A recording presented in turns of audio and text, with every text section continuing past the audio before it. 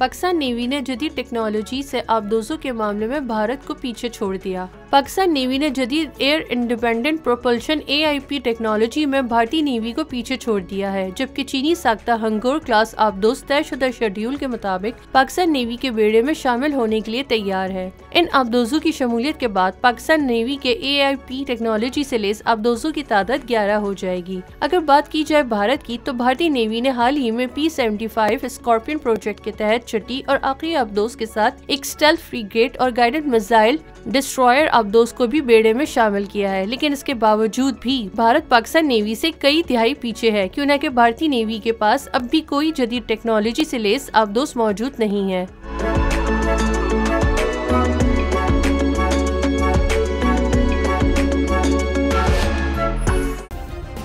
Subscribe करें और bell दबाएं ताकि कोई खबर रह न जाए।